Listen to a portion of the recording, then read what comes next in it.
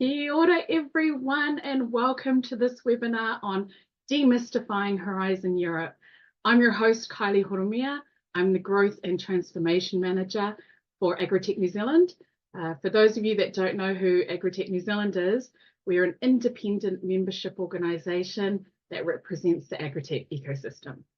So I want to have a big hello to all of our members that have dialed in today. Thank you so much for your ongoing support.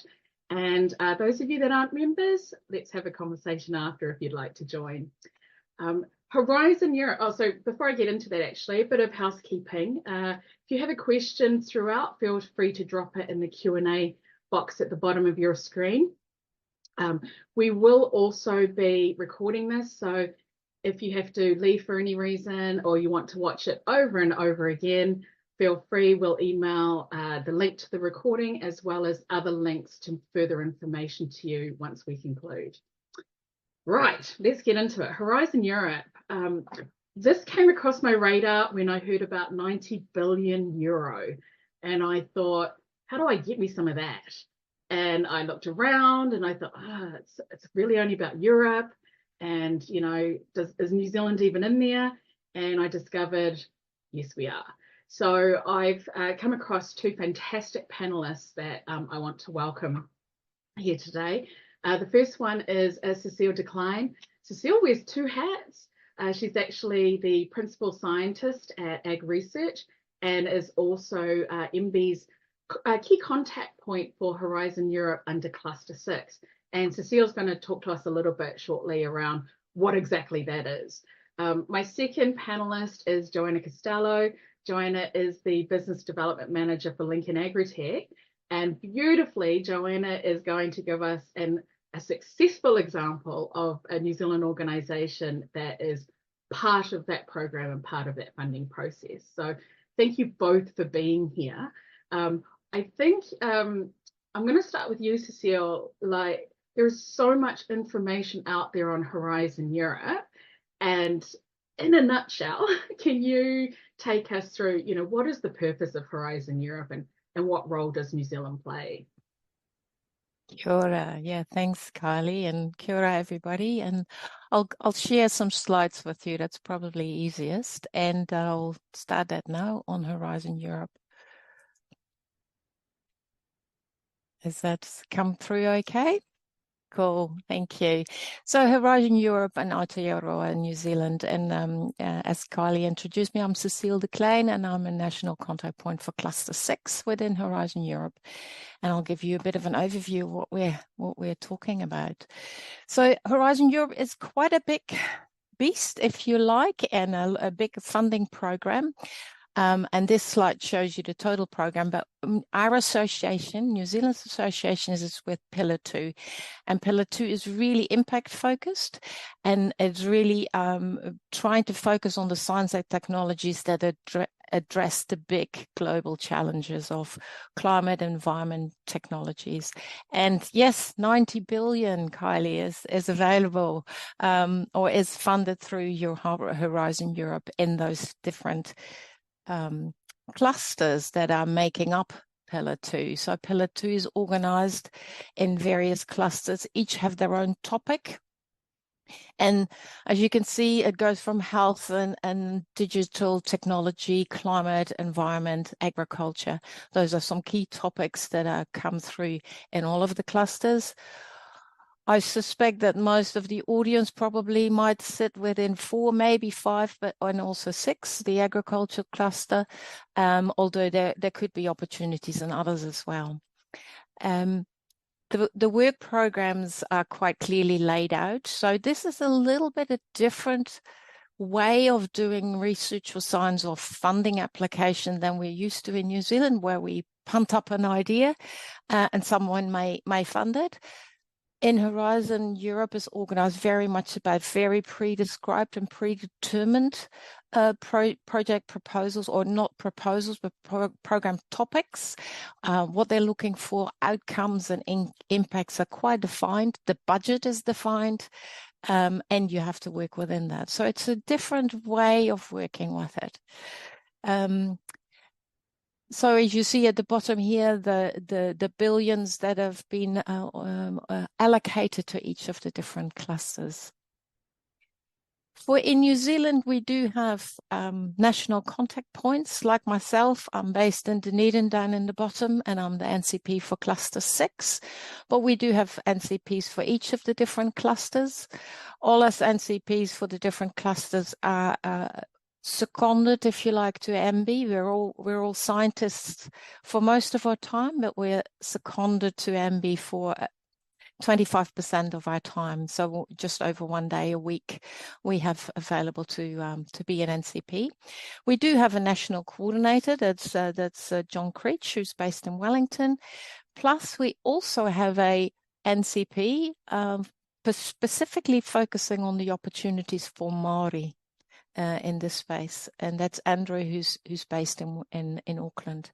And some of our key roles are really around promoting and publicising, hence today, but it's then also to provide the guidance and information and advice for people that might want to get into this, to help you make the most of the opportunities in Horizon Europe, and that's on what topics are out there, what type of actions are there, linking in with potential consortia and partners, and helping you with searching them.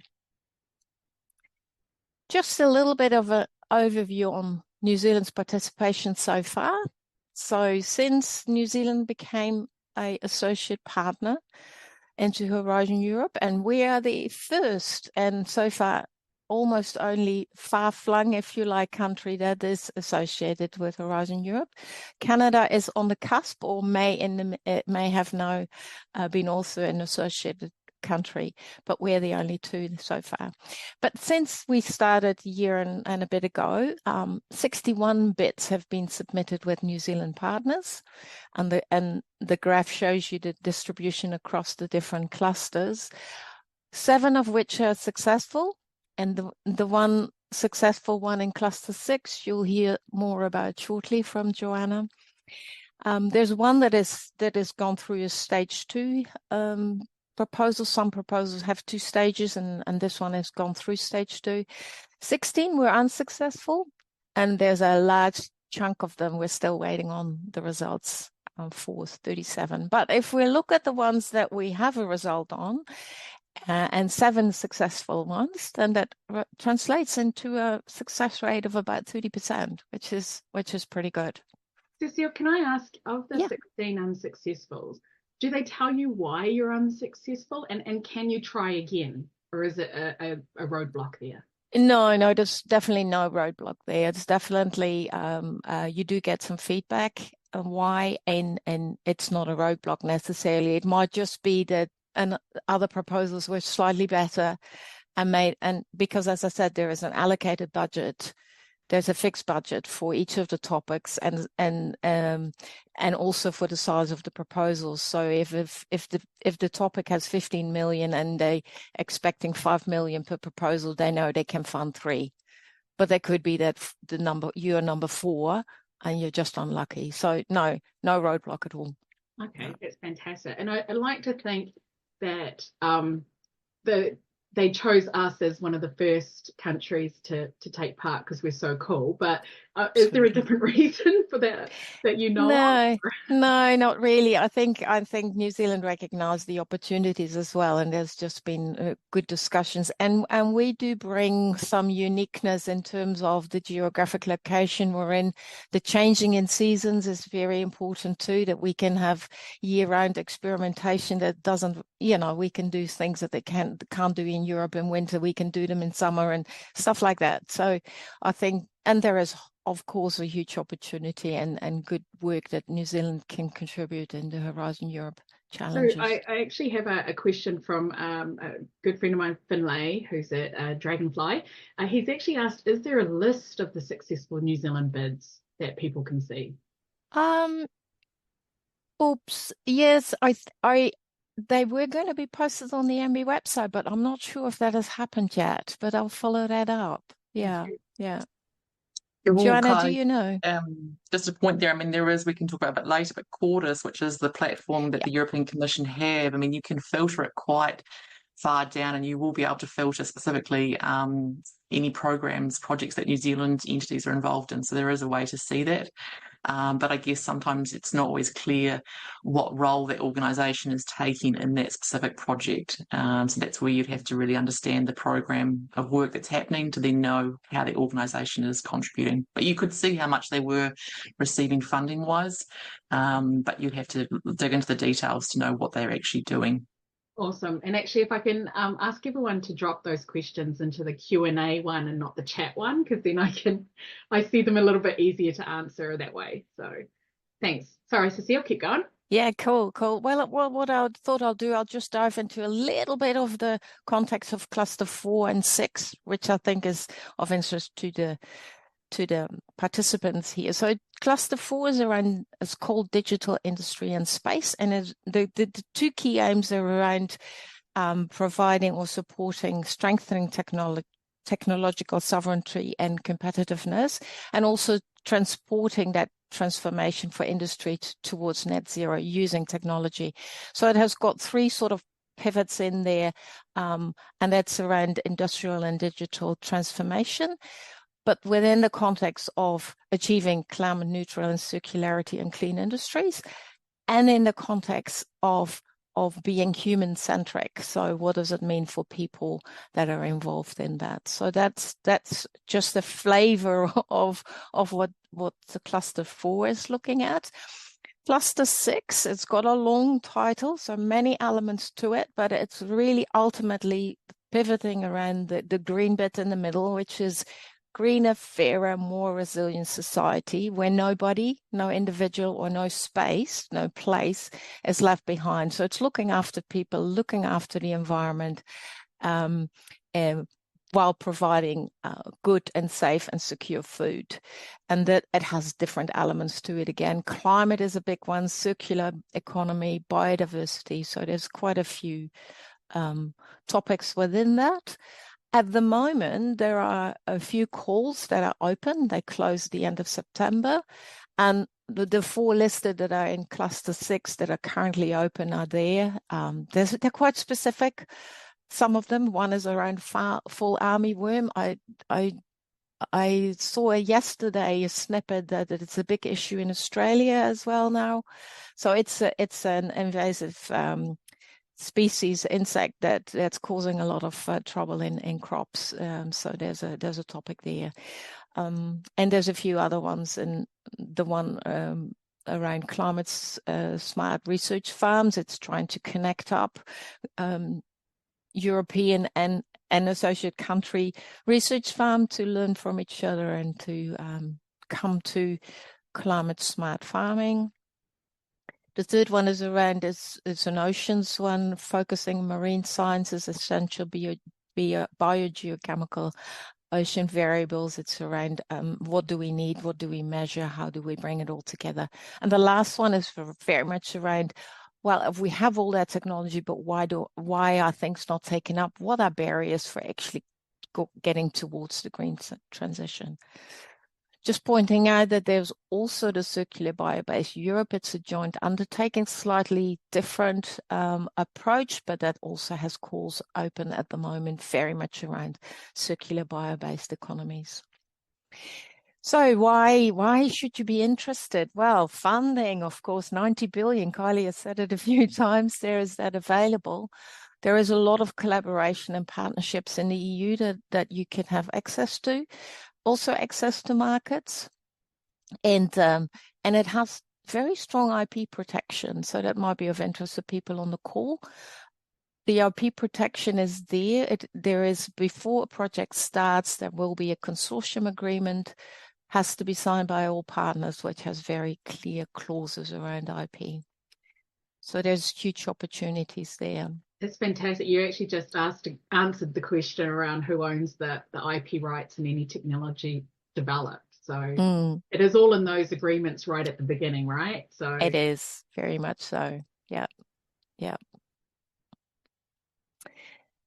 So this slide does really show you something about what we call the domestic top-up scheme that AMBI has put in. So to just explain, the European Commission funds direct cost that you calculate for the project plus 25% on top of that. And that is for the European systems enough, because their funding structures are different to ours. AMBI has recognized, well, that doesn't necessarily work for New Zealand. So they have agreed to a top up to top that indirect cost up to 100%. So you get you get double your direct costs. And I have to say the eligible direct costs, and I'll come to that in a minute. So it is capped at just over 1 million per project. So that is something to bear in mind. And to be able to tap into that top-up funding, you have to register your bid with AMBI. But all that is further details are all available on the AMBI website. Just a quick comment on eligible cost. Oh, sorry, 1 to 5. So in most cases, for most projects, everybody is eligible for 100% of your direct cost. There's one exception, and that's an exception where it's called an innovation action. That's a type of proposal, type of project within AMBI, within Horizon Europe, and where if you are a for-profit organization, you're only eligible for 70% of the direct cost. So there's an expectation that there is some co-funding from the organization in that. But other than that, all is 100% eligible. So questions around how to get involved? Well, finding the relevant calls. As I said before, the topics are very prescribed. It's not about punting up an idea that you may have. It is fitting in what they're asking for. So it's very much impact focused. And there are links to work programs on the AMBI website that will give you an idea of what type of projects are there. And obviously very happy to help to point you to the ones that are currently active. The key thing also is about finding project partners and building your consortium, because for an Horizon Europe proposal, there are the requirement is that there are at least 3 partners involved, 3 countries involved, one of which has to be an EU member country. This is the minimum requirement. Most of the projects I've seen, they have at least, well, sort of 8, 10, sometimes even up to 20 partners in there. So they are big consortia, they're big programs. But that building of that consortium is quite key. And key things to do, if you have connections in Europe already, reach out to them, find out what's going on, find out what could be a contribution that you could make. The NCPs, the national contact points, are also there. They can help to connect you up. We all have connections and networks in Europe of NCPs in Europe that we can connect with. And you can also register as an expert on the Horizon Europe website, which gives you an opportunity to profile yourself, and people can find you if they search for certain topics. Awesome. Thanks, Cecile. I actually have a question from Maddie around, can you choose more than one cluster? Or is it like your project sort of has to fit one cluster? Yeah, no, as I said, the projects are quite prescribed. So if you fit in with a project topic, but if you want to do something in another cluster, you have to put in 2 proposals, if you like, with 2 consortia. Because the topics and the proposals are very much pointing to one cluster. Awesome. Does that make sense? Yeah, I think it's like, as you dive into the information a little bit more, and as you start talking to people, it does become a little bit easier to sort of navigate that pathway. And so, this is that very top level of something that is actually quite complex, but it is an opportunity, and that's the biggest thing that we want people to recognize. So thanks for that, Cecile. Cool. Well, this was what I wanted to share with you, so I no problem happy to take questions. We'll also we'll just jump straight to Joanna. So if you Joanna, if you want to dive in there, and because this is where it's around an actual example of a New Zealand business that has gone through the program, And, who are you now friends with, Joanna, and who are your partners? And what are you doing? Thank you, Kylie, and kia ora koutou to all. It's funny being on this side of the screen, but yeah, really keen just to, I guess, give you guys a bit more perspective as to what the reality is. I mean, I think we all know that there is money there, and that's the appeal, but there's more to it, and it's just, I guess, to give you a bit of a scenario of what might be and how you might be thinking about this for your own individual organisation or entity, or even as an individual. You've all got a way to contribute, and I think that's kind of just something to really think about, that we can't necessarily tell you exactly what that might look like, but for you to kind of, I guess, take from today's presentation that anything's possible, and to just be proactive. So keen to just share with you this is coming through, and this is, I guess, just to, yes, there's some background information about Lincoln Agritech, but you'll see why I've done this in a second. So for us, I mean, we are an independent research and development provider here in New Zealand, providing services both to the private and public sector. We specialise in engineering and science for agriculture, industry and the environment. We're a team of about over 80 staff, and that's including research scientists, engineers and software developers. We have a 60-year history of Agritech-based research and commercialisation. We're 100% owned by Lincoln University, but we do have an independent board and research agenda. We are headquartered here in Lincoln, New Zealand, though have a nationwide international working capacity. So I've just stacked on here kind of some points, and this is what I would encourage each of you guys to do as well, is start to think about, okay, yes, you've got your own individual organisation attributes, but what does that mean? And what does that mean when you're trying to, I guess, engage with other people? So you can see here, I've got capable of developing, calibrating and validating tech. We're in the agri and environmental space. We have the team composition that we have. We've got the capacity to collaborate, but also to partner with other people. We have a history, the organisation, of course, the work we've done in the past, but also our journey ahead. What do we want to be doing going forward? The business type, we are a non-for-profit, but we do consider, the role that we might have in the consortium, both from a research service provider, but also here in New Zealand, that we can offer that sort of test piloting case. So we're obviously based here in New Zealand, but given that we do have the capacity to work globally, these are sort of things that people start to see of value in the consortium. So how do we kind of perceive the opportunity, and why, I guess, we decided to consider Horizon Europe? I didn't actually give you a bit of a background of who I am and my role in the organisation, but in terms of, for us as an organisation, we have business development managers who are working alongside our scientists and researchers to look for opportunities in market, but also to cultivate, what might be, how can we kind of develop a program of work with partners to really create a program that has impact, but also can deliver on various fronts. Obviously things that we want to do, but also things that we see as an opportunity in the market, both from what opportunities, but also challenges faced. So in terms of Horizon Europe, as we've said, it's a new fund, and therefore it's kind of a way for us to work on more global challenges.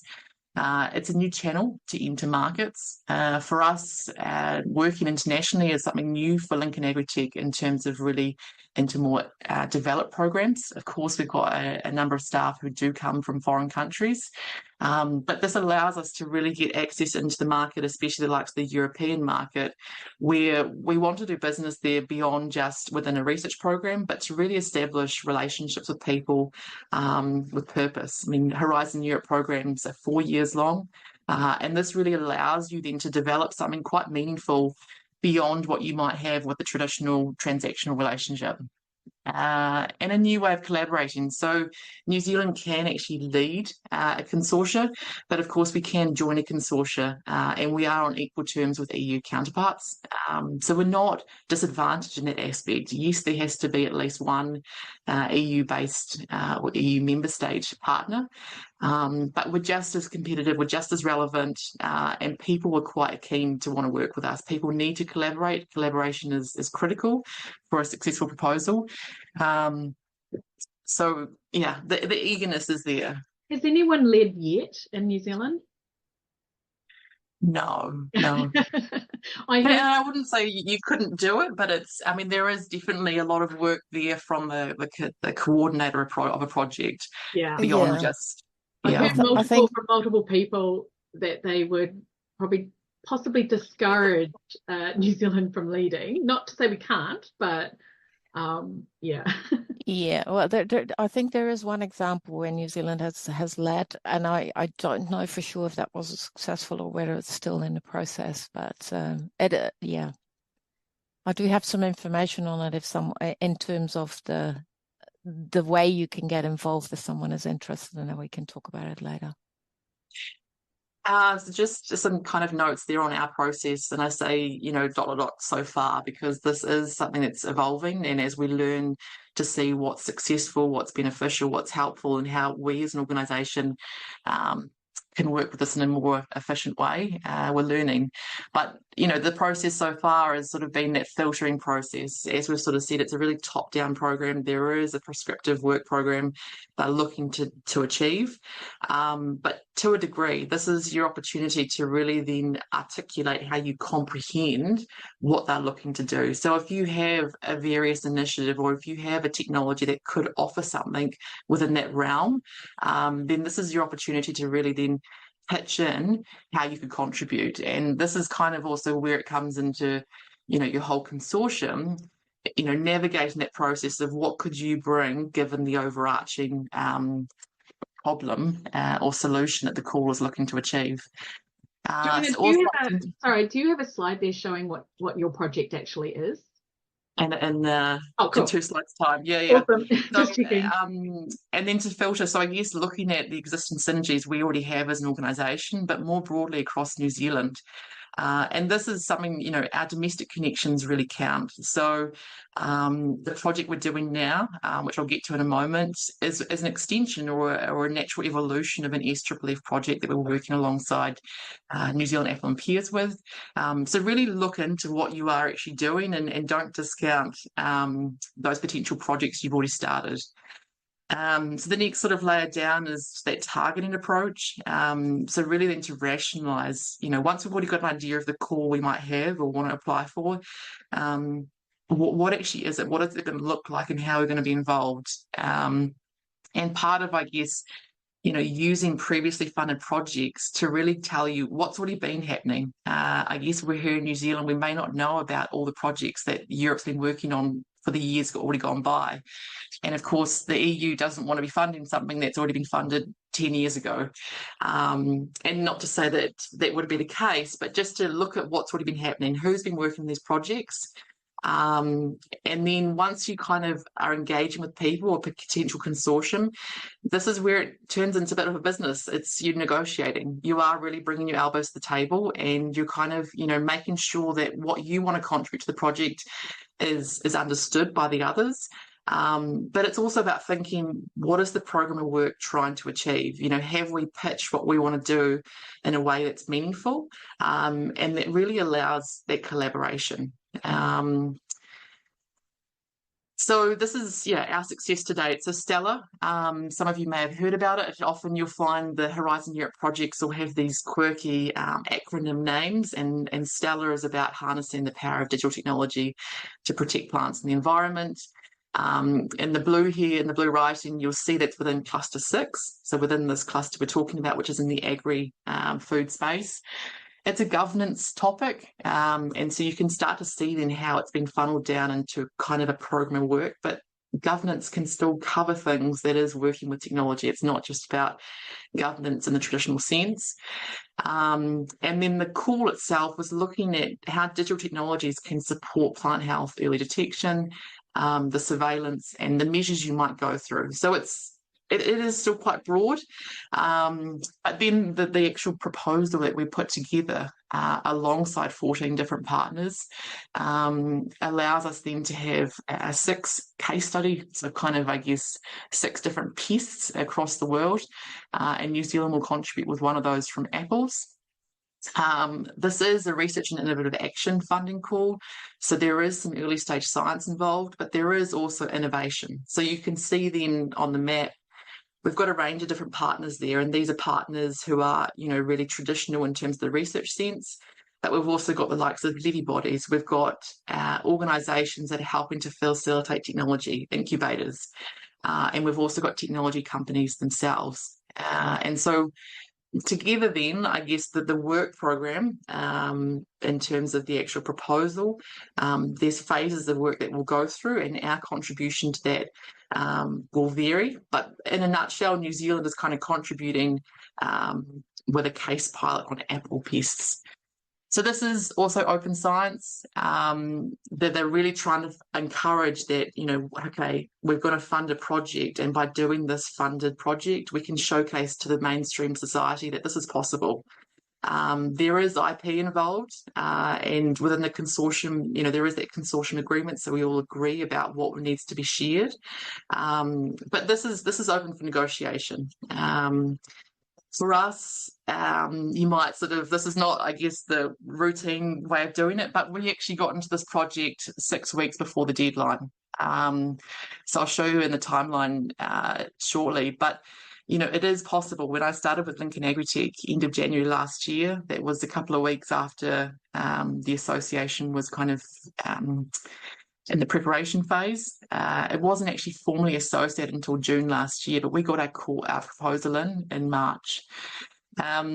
We had the project that kicked off in Athens earlier this year, and as I said, 4-year project program of work.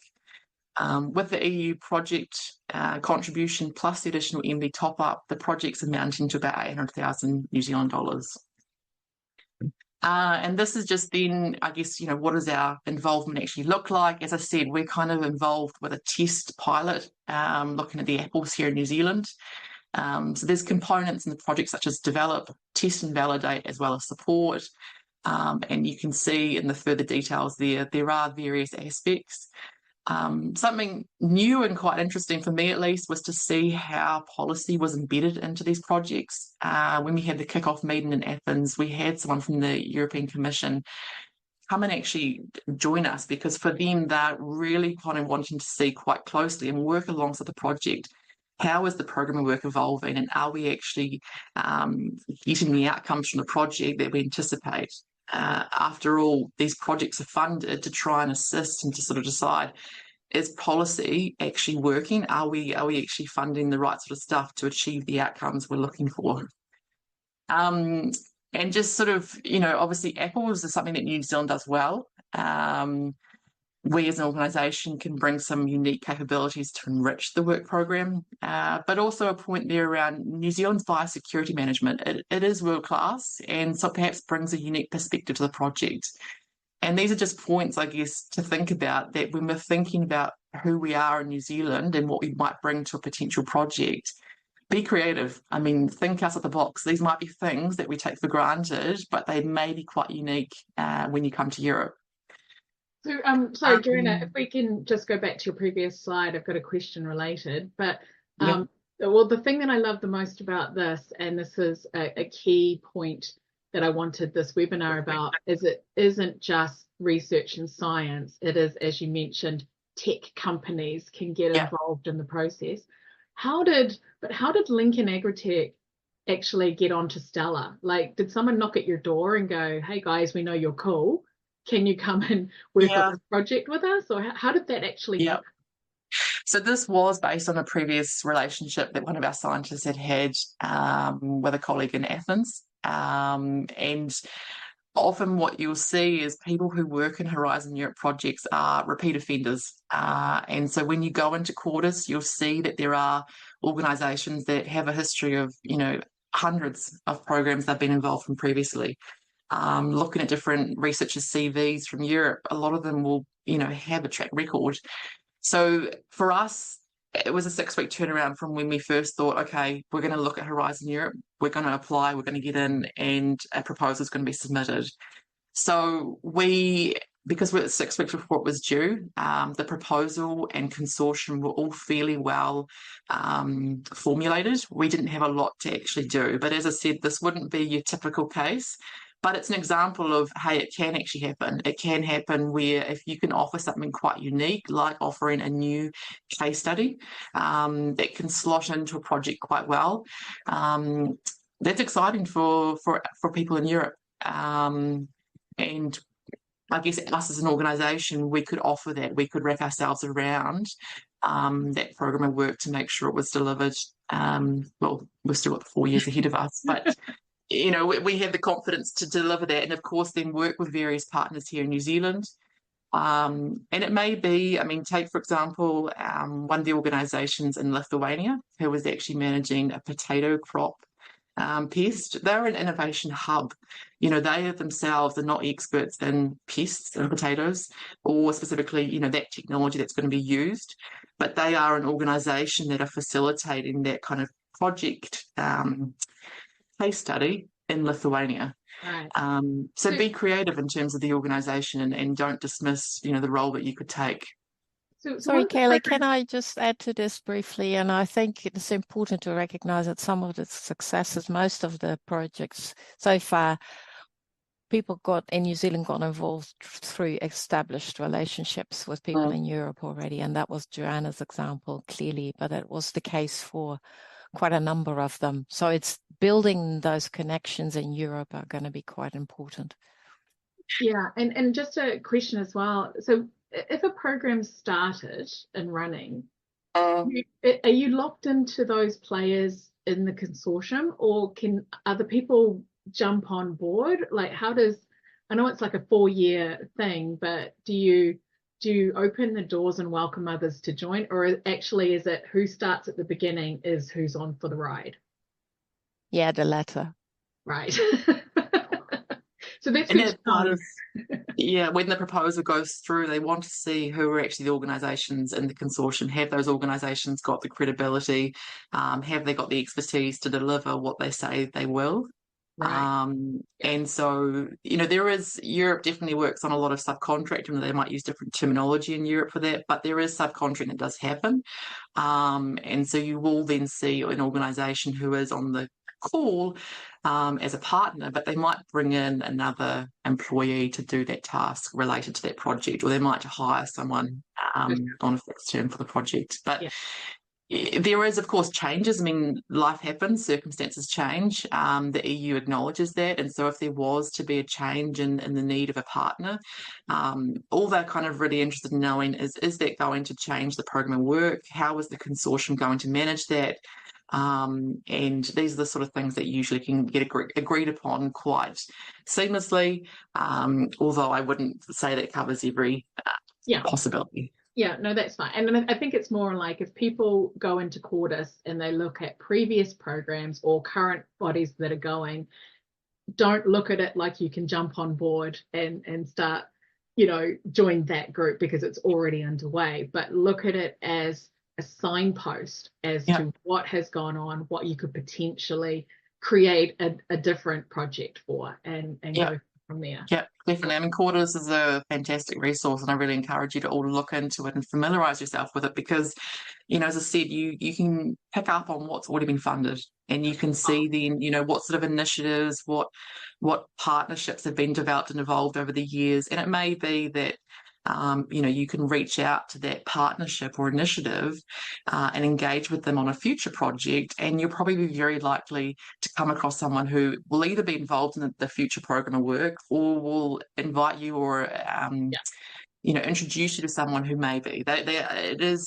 Collaboration is the game, and I think as I said, you'll see people who have a track record, but, some organisations can't accommodate to have a project every single year starting. They may, work in phases. Yeah, I did. I saw 2 projects in Cordis yesterday, and Joanna knows this because I then swamped her WhatsApp channel where there were 2 projects that were being funded to look at the impact of technology on farms, and they were getting like 7 million euros a project, and I was like, I want that. Yeah. I'll just quickly run through the last few slides, Kylie, just to give you guys a bit of an idea on time frame. So it's a 4-year program of work, but in terms of, I guess, the beforehand, how many months do you actually need to make sure that you're in with a shot? We see that there are open calls right now for September. If we sort of said how much work do you need to do beforehand?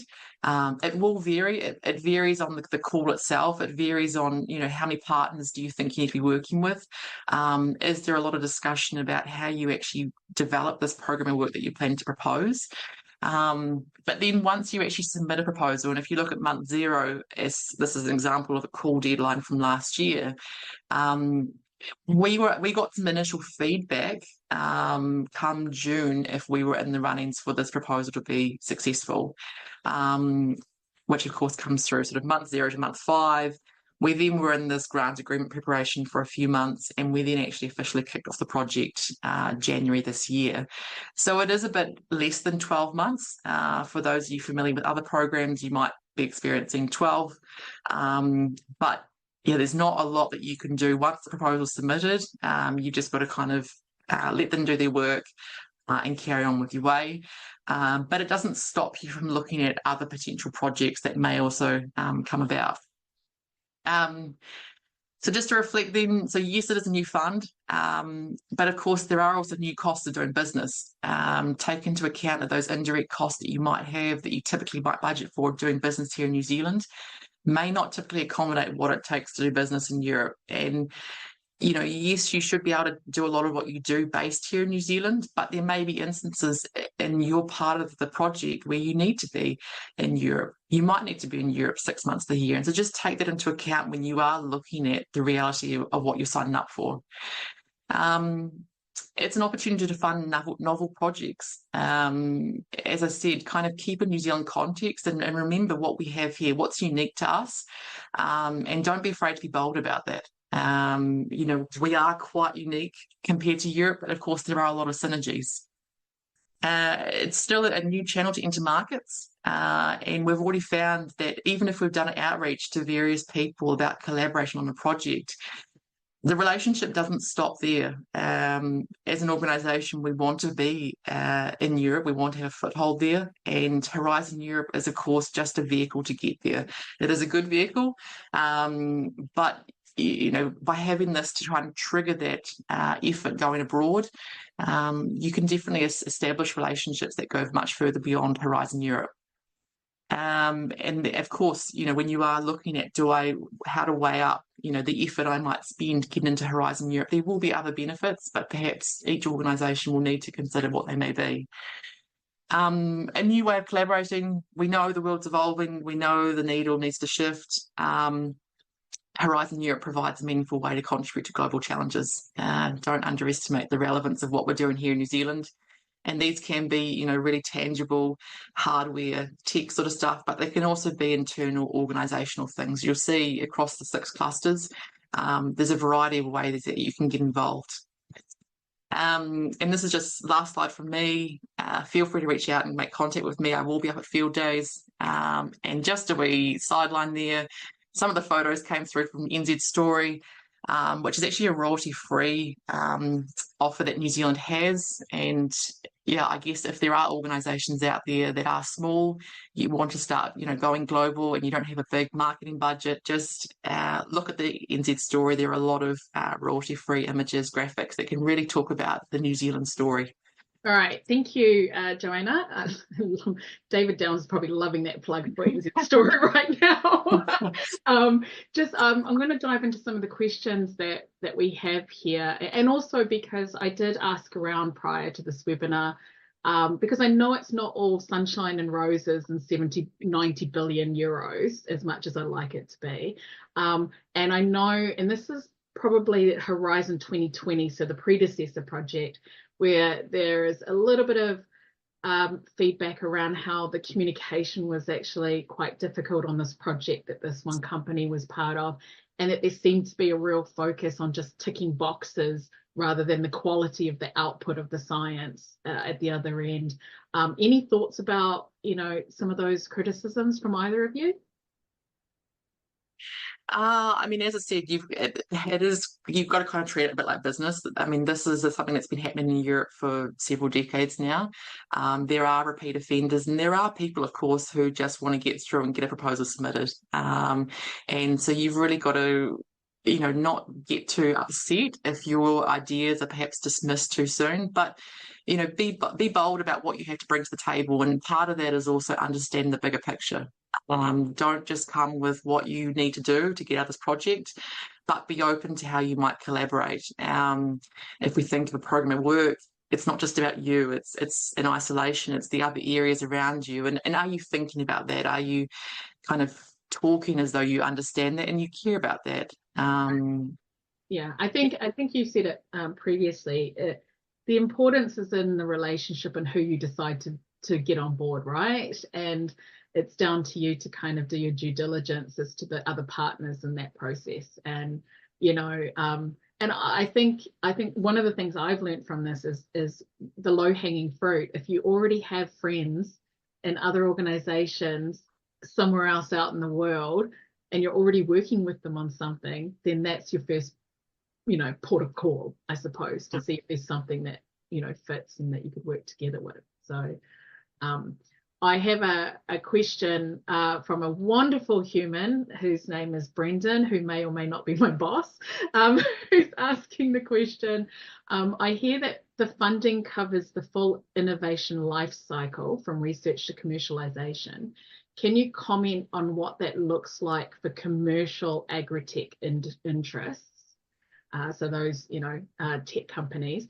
And he said, Cecile, you mentioned that 70% funding against costs is applied to for-profit components of a project. So Cecile, have you got something for Brendan there? Yeah. I think I'm not entirely sure what you mean, what it looks like for commercial agritech interests, but definitely it is. If there is commercialization opportunities within it, what Horizon Europe want is create the impact.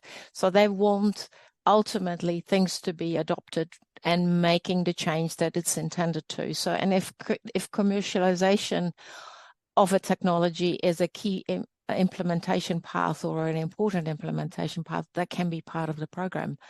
And as I said, if it's a for-profit organization involved in that end of the innovation pipeline, if you like, so the more the more developed area side of the innovation pipeline, then there is a requirement that those organizations put in 30% of their own funding. Something taking back to the Stella project, and I know that there's a lot of vocabulary new for everyone, but that's a research and innovative action one. And so you may be familiar with TRL levels, technology readiness levels, not to overwhelm you, but there is a technology involved in that project. Cecile Instruments, if anyone's familiar with them, Austrian company, they're a well-developed organisation. They've had years of history going on, but they're bringing, I guess, new technology to market. And so yes, there will be a way that this project can help channel and to help support their commercial venture in that new technology. But because it is a research and innovation action call that we're actually involved in, they will get 100% indirect costs covered. And so just bear that in mind. And I guess, the thing with Horizon Europe, don't see it as your main vehicle to get to Europe. See it as a really interesting channel to get to Europe, and if what you're doing, if what you're developing fits in quite nicely with a Horizon Europe call, you've got to think 4 years, you've got to think several years ahead. If there's a good alignment there, this could be really beneficial for some organisations. Yeah, it's that long-term thing as well, because we're not talking about a 1-week project or a 3-month project. It's 3 to 5 years in many cases. So if you're a commercial business, you have to be thinking about what resource can you give towards a 4-year project. What percentage would that be? Even though technically, if you're on there, you will be funded for it. You sort of add all that in, but it's still a chunk of time. But again, I think the benefits out the other end of being able to talk about the fact that you're collaborating with European partners or other organizations around the world, that you are part of this larger project, is in itself gold, I think, from a brand and a reputation perspective. So you just got to weigh that up, I suppose. I had my mate Finn has just asked a question. He's obviously looking at Cordis already because he loves it, and he's just said there are a couple of New Zealand projects that say net EU contribution equals €0. What does that mean? It probably means that those projects were under Horizon 2020 or under a previous proposal where the funding, we weren't eligible to receive funding from Europe, but we could associate with them, but we had to fund it ourselves. Yeah. And that's the point. Even, I mean, New Zealand is now associated, so we are able to receive the funding to contribute and play in a bid. But previously we were able to play, as is any country in the world, but there won't be that funding available to them. So thinking about who can get funding is perhaps a more beneficial step to go down, rather than trying to get a country involved in Horizon Europe but that isn't funded, unless you've got a big back pocket. So and the other thing as well is, of course, the Pacific, the interest in the Pacific. Europe has some strong interest there, and of course New Zealand has a close literal distance to the Pacific, but also, ideas of what's going on. So the EU is really quite keen to see how we can collaborate with them, and you'll see that a lot of the Pacific nations are actually considered third countries, Cecile, as are other countries in Africa, South America, Asia. So just look to that as well. Thinking about if you do have existing relationships there that perhaps the average person in Europe hasn't already got, you can bring almost a bit of a NZ Pacific contribution to a consortium. Yeah. And also now with the likes of Canada and South Korea. Cool. I know you probably touched on it before, but with a time frame, so once a program is submitted, like how long before you find out whether there's success or not, and then when does the money come? Like, is it that you have to finish the project after 5 years and then you get paid, or what? How does that work? Well, the time frames between submission and decision is varies a little, but Joanna, you had it on your timeline, didn't you? Was it about 6 to 8 months or so? Yeah, and this is again where the different calls are different, because some calls may say we're going to give you a majority of your money up front because we know that there's going to be sunk costs that you will have to deal with, and they realise that some organisations can't afford to do business without having the initial payment. You may also see instances where the funding is staged. So throughout the project, you'll have milestones, and the EU will kind of agree on, okay, we might say deliverable here, and here. You'll be paid an associated amount. But it's... and in terms of the top-up as well, obviously it's a new system for New Zealand. They are working through the process of that, but we do have confidence in that will come in the same intervals. If they'll basically match whatever the EU are paying. And the good thing is, I mean, as well, not a good thing, I should be careful what I say, but MB are not actually looking at your project in terms of what, they're not in the process of saying what's funded and what's not. It's all on the European Commission to say what's actually happening. Of course, New Zealand can have an influence about what might be future programs of work, which is another open discussion. But yeah, if a project is funded by the European Commission and you put in your notification to MB that you are applying as part of a program, there's nothing stopping you getting that top up. Awesome. Because I'm all about the money, as you know, and trying to support. I think the key point to make, though, out of all this is that don't expect things to happen within a couple of months' time. So you need to have that lead-in time. You need to be prepared from starting working with consortia and submitting the proposal. It could take quite a number of months before there is actually any money flowing. So be prepared for that. Yeah, and again, we're not talking about small short-term projects here. These are substantial, but from my perspective, just from the outside looking in, it again is an opportunity, and don't be afraid just to look into it. I mean, the worst that could happen is you look into it and you're like, it's not a good fit. No, and fair enough. And maybe if I can share just one slide, if you like, that that might be of help for the audience. Oh, go for it. It worked really well before, but now I suddenly want to your shopping list with us or something. That's all good. We can keep chatting while you're Yeah. Well, So kind of, I guess the time frame thing, I mean, it's really quite critical to just be thinking, you have to think a bit more longer term. There will be a yeah. 4-year program of work, but your contribution in that could be scattered, depending on what sort of contribution you have and need. You might be, involved in the first few months, and then you might have a bit of a break for several months or a year or two, and then your workload picks up again. So be prepared for a fluid involvement in a project. So can you see the slide with the different roles that are part of a? Yep. We can see Yeah. your notes as well. So just as Oh, okay. Then sorry, I all good. couldn't quite see what you were seeing. How's that? Yeah, that's perfect. Yeah. Okay. So this is coming back to the earlier discussion as well about why should New Zealand coordinate? Yes, we can. There's nothing stopping us except we have to recognize that takes a lot of responsibility and it takes a lot of admin work. It also comes with more funding.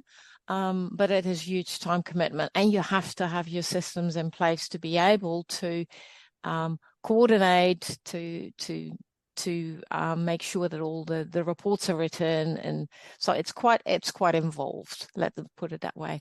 But then after the coordinated work is often organized in work packages that have a work which is an objective or a milestone, which have a leader. That is also a responsibility. You're responsible for that work package and that everything is delivered in that. But then within that is tasks, and within that are leaders or partners. We could choose to just contribute a small part as a task as a task partner. That means you're in. It might not take as much administrative work. It might not take as much work in preparing the proposal, but at least you have a way in. So there are different ways of engaging and different levels we can engage with Horizon Europe, which is important to recognize, I think. Yeah. And look, again, we will share after this links to, some of the key things that we feel that you can find information, and some of the slides that both Joanna and Cecile have shared with you. We can sort of disseminate out as well in that email. Again, it is really about, finding out more, seeing if there's a pathway for you, what role you can play, and being brave. They've asked us, New Zealand, to join as part of an association country for a reason. Again, I think it's because we're so amazing. But only the EU can say why. And so, I think we need to step up and see how much of a role we can play and make some new friends and connections. But in this last minute, have you got one big piece of advice, Joanna, for those watching? Don't dismiss what you're doing as something that's insignificant. Innovation is all around us, and there's learnings to be had, and those learnings are valuable for everyone. Why repeat the same things over and over again in different parts of the world when we're often sharing similar challenges? So, value the innovation, value the frustrations you have. Thank you. What about you, Cecile? One big piece of advice? Can I have two small ones? Sure. Coming back to looking at what's being asked for in Europe, what are they looking for? There are work programs that are defined for each of the clusters. I answered one of the questions already that was before about how can I find those. There is a link on the MB website. That's one small advice. The other one is reach out to the NCPs, reach out to MB National Coordinator, whoever you feel comfortable with. We're here to help. Fantastic. And on that note, I want to thank everybody who joined us today. Everyone, and obviously thank you to my two panelists, Cecile and Joanna, for your time and your energy and your knowledge that you're sharing on what is, I think, a fantastic opportunity for everybody. So again, we will send an email after the conclusion with all the links you need, with the video so you can watch again and again and again. And if you, as Cecile said, if you have any questions, please reach out. So ka kite everyone. Thank you very much.